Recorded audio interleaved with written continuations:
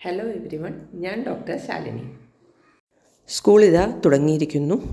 ഒപ്പം തന്നെ മഴക്കാലവും വന്നിരിക്കുന്നു. ഈ സമയം ഒരുപാട് അസുഖങ്ങൾ വരുന്ന സമയമാണ്. മഴക്കാലം ഒരുപാട് അസുഖങ്ങളുടെ സമയമാണ്. ഈ അസുഖങ്ങൾ എങ്ങനെ തടയാമെന്ന് നമുക്കൊന്ന് നോക്കാം. അസുഖങ്ങൾ മെയിനായി മഴക്കാലത്ത് വരുന്നത് പലതരത്തിലാണ്.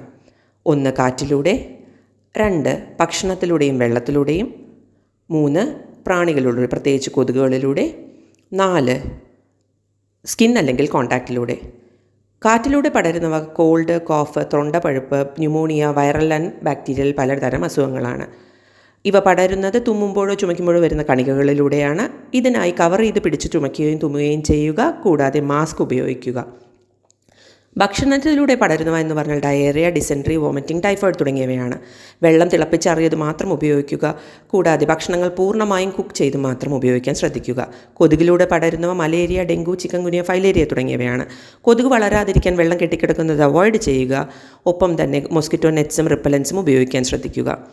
ഫംഗൽ ഇൻഫെക്ഷൻസ് ആണ് സ്കിന്നിൽ മെയിനായിട്ട്. കൂടാതെ മൂത്രം കണ്ടാമിനേറ്റ് ചെയ്ത വെള്ളത്തിലൂടെ എലിപ്പനിയും പടരാറുണ്ട്. ഫംഗൽ ഇൻഫെക്ഷൻ പ്രിവെൻറ്റ് ചെയ്യാനായി ഡ്രൈ ചെയ്ത് ക്ലോത്ത് ഉപയോഗിക്കുക. വെള്ളം കെട്ടിക്കിടന്ന വെള്ളത്തിൽ കളിക്കാതിരിക്കുക. ചില ജനറൽ ടിപ്സ് ഇതാ. സെൽഫ് ട്രീറ്റ്മെൻറ്റ് എപ്പോഴും അവോയ്ഡ് ചെയ്യുക.